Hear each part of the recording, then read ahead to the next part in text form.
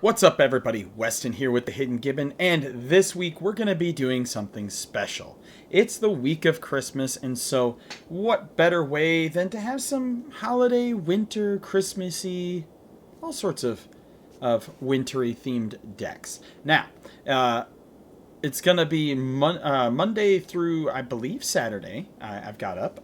And there will be one viewer request deck. We'll be back to viewer requests and our regularly scheduled programming when I get back from vacation at my in-laws. But without further ado, here's the first up for our Christmas week themed decks. We have Jorn or Jorn, Dark Winter themed. So he's the god of winter, right? Jorn or Jorn. I think it's Jorn since it is Scandinavian themed. Jorn is the god of winter. He's a 3/3 for 2 generic and 1 green. And whenever Jorn attacks, untap each snow permanent you control. And then his backside is Cauldring, the Rhyme Staff. It's a legendary snow artifact for 1 generic, a blue and a black. And you can tap it, and you may play target snow permanent card from your graveyard this turn. If you do, it enters the battlefield tapped. We're going to mostly use our front side of Jorn, though. So, this is going to be like a dark, the cold of winter themed deck. I don't know where all of y'all live, but here in the wonderful state of Iowa, although we've been having some very bipolar weather lately, where it's going to be 50 on Christmas, the majority of the time during the winter it is frigid. I've seen it get to be negative 67 degrees Fahrenheit outside, and that was awful. So Jorn here represents the cold and ice and chill of the dead of winter. So what creatures do we have here to go into this deck? Well, I tried to mix like a lot of snow creatures, and then since it is kind of like Norse winterish god themed, I did throw a few of those in there too. Can't blame me for that. I like doing a little bit of themes and trying to make the deck still functional to some degree. So we have the Abominable Tree Folk. He's a star for 2 generic and then Simic, and says trample, and his power and toughness are each equal to the number of snow permanents you control. And when he enters the battlefield, tap target creature an opponent controls. That creature doesn't untap during its controller's next untap step. So essentially like a stun counter on them. Is pretty simple. And spoiler, all of the lands in this are like all the basic lands are going to be snow lands as well. We have Avalanche Caller from Kaldheim. He's a 1/3 for 2, and you can tap 2. Target snow land you control becomes a 4/4 elemental creature token with hexproof and haste. Until end of turn, it still lands. So you can make your lands into beat sticks. And essentially, like it says, he's calling down an avalanche. Then we have our Blizzard Spectre, and he's a 2/3 for 2 generic and Demir, and says flying, and whenever Blizzard Spectre deals combat damage to a player, choose one. That player returns a permanent he or she controls to its owner's hand, and then that player discards a card. So you can either bounce something or make them discard. Then we have Blizzard Strix. It's a 3/2 for 5. That says flash, flying, and when it enters the battlefield, if you control another snow permanent, exile target permanent other than Blizzard Strix, return that card to the battlefield under its owner's control at the beginning of the next end step.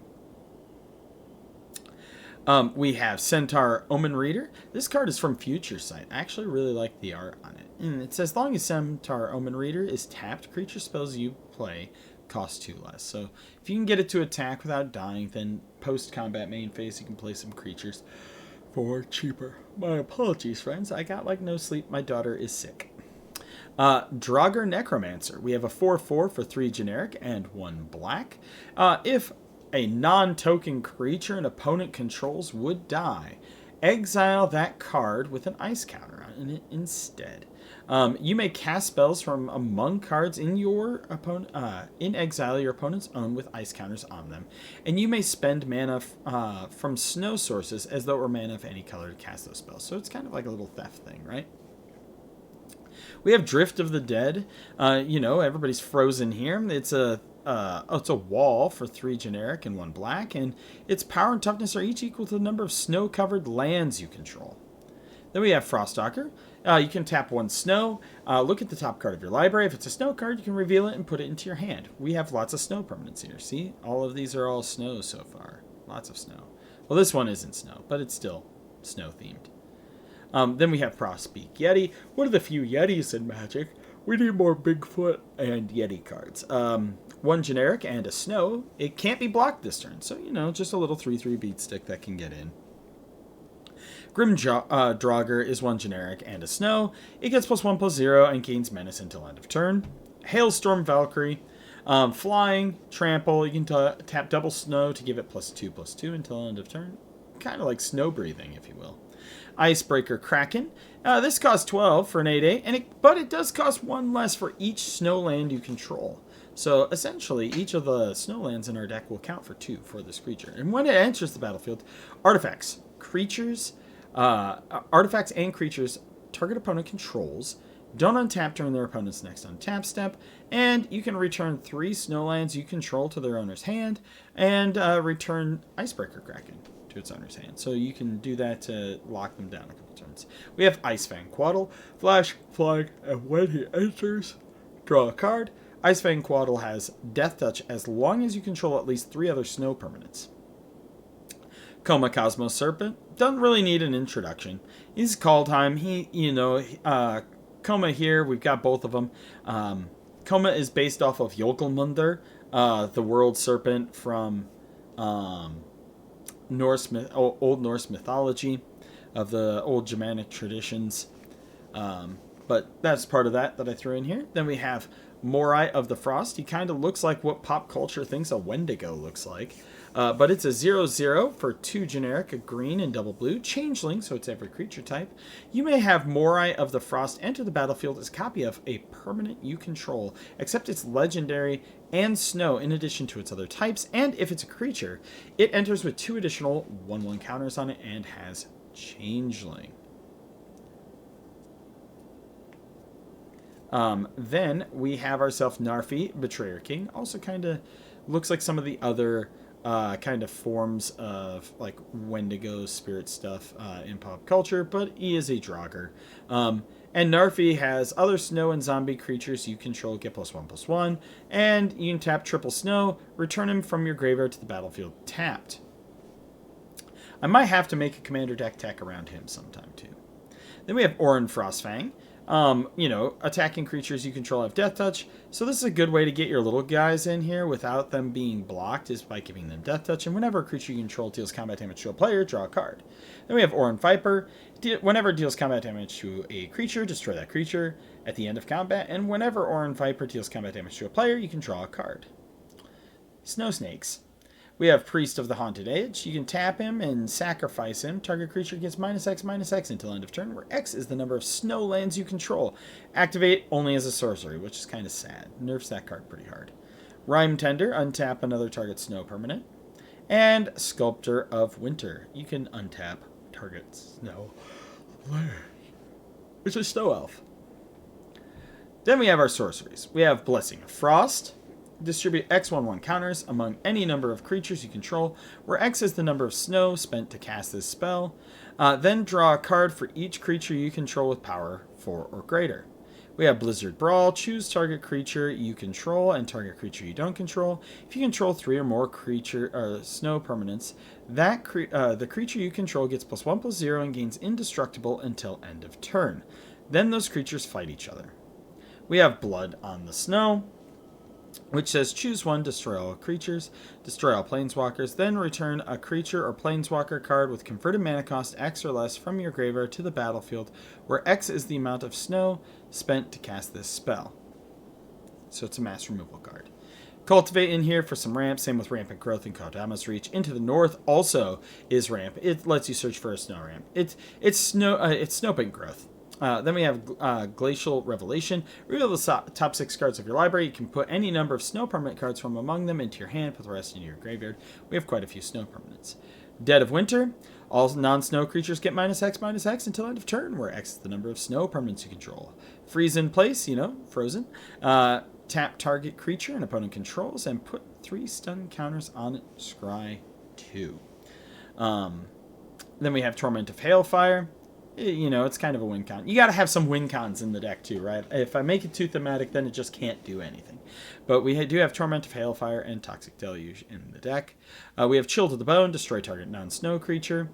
You're going to get blown up as somebody comes at you with a Run'em Hulk. Early Winter, exile target creature or target opponent exiles an enchantment they control. Then we have Graven Lore, scry X, where X is the amount of snow mana spent to cast this spell, then draw 3 cards. Harrow for some ramp. Icy Blast, tap X creatures. If you control a creature with power 4 or greater, those creatures don't untap during the next untap steps. We have Out Cold. It can't be countered. Tap up to 2 target creatures and put a stun counter on them, then investigate. Raise the Draugr. Return target creature card from your graveyard to your hand. Return 2 target creature cards that share a creature type from your graveyard to your hand. We have Saw It Coming, counter target spell, Foretell. We have Succumb to the Cold. Tap 1 or 2 target creatures an opponent controls, put a stun counter on them. Then we have Winter's Chill. This is from Ice Age. This has 10 billion lines of text on it, so bear with me. It is an instant for X and 1. Cast only during combat, before defense is chosen. At the end of combat, destroy X target attacking creatures. X cannot be greater than the number of snow-covered lands you control. For each attacking creature, its controller may pay 1 or 2 to prevent it from being destroyed this way. If that player plays 1, that creature neither deals nor receives damage in combat. If that player pays 2, that creature deals and receives damage as normal. So it's like a really bad fog. But it is Winter's Chill. It's thematic. We have Arkham's Astrolabe for snow mana here. Brotherhood Regalia for some unblockable. Same with Whisper Silk Cloak. We have Cold Steel Heart and Replicating Ring and Soul Ring for our mana rocks. We have Crucible of Worlds to bring back some snow stuff. Hilda's Ice Crown, so if you have an Ice Witch out there. Tap target creature. Its ability costs 1 less to activate during your turn. So you can do that with your Centaur, by the way. Remember our Centaur up here? So you can use the crown to tap it to make your creatures cost less, which is pretty nice, might I add. We have Horizon Stone. If you lose unspent mana, that mana becomes colorless instead. And remember, with Jorn, right, untaps your snow permanents. That includes your lands. It's very important.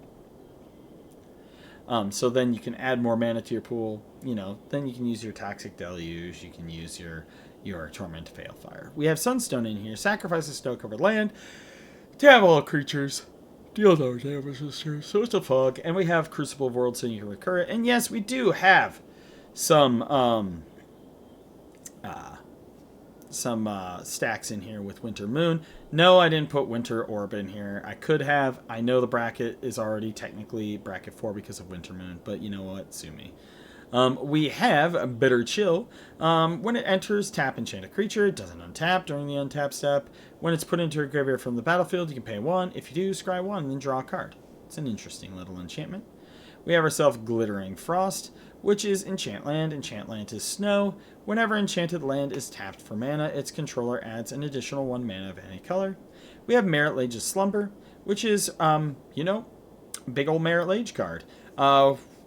When it or another snow permanent enters the battlefield under your control, scry 1 at the beginning of your upkeep. If you control 10 or more snow permanents, sacrifice it. If you do, create a Merit Lage 2020 avatar. We all know what Merit Lage is.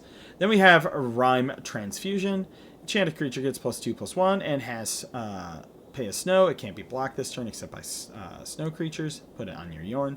We have Snow Devil. It's an enchant creature. Target creature gains flying. As long as you control any snow-covered lands, that creature also gains first strike when blocking. Then we have Wilderness Reclamation to untap our lands. And we have Winter's Rest, which is, it enters, tap enchanted creature. As long as you control another snow permanent, enchanted creature does not untap during its untap step. We do have Dark Depths in here with, if I recall, if I'm not dumb, yep, Thespian Stage and Vesuva for the old Dark Depths. We don't have any cheesy ways like Aether Snap or Vampire Hex Mage to get them off. We're playing Fair Magic over here. We do have Faceless Haven. Becomes a 4/3 changeling creature. It's a big old Wendigo land. We have some scrying sheets in here. Look at the top card of your library. If it's snow, you can reveal it. Mouth of Ranum. Sacrifice Mouth of Ranum. It deals 4 damage to target creature. We got a strip mine in here. A wasteland, you know. The snow is just chilling everything to the bone. We have Shimmer Drift Veil. Enters tapped. Choose a color. And then you can add 1 mana of the chosen color. We have Opulent Palace and Frostwalk Bastion. It is another creature land. It becomes a 2/3 construct artifact creature. It's still land, and when it deals combat damage to a creature, tap that creature, and it doesn't untap during its opponent's next untap step. Yeah. Overall, I like it. It's just a nice little theme deck. I would say, like, even with the Winter Moon in here, this deck plays at probably a 2 or, like, a lower 2. I would consider it a bracket 1 since it's heavily themed. But let me know in the comments down below, and we will continue tomorrow with our wonderful Christmas week theme. And I hope you all have safe travels for those of you who are out traveling to your family. Wish me safe travels in my trek off out of state, and I hope you all have a wonderful day.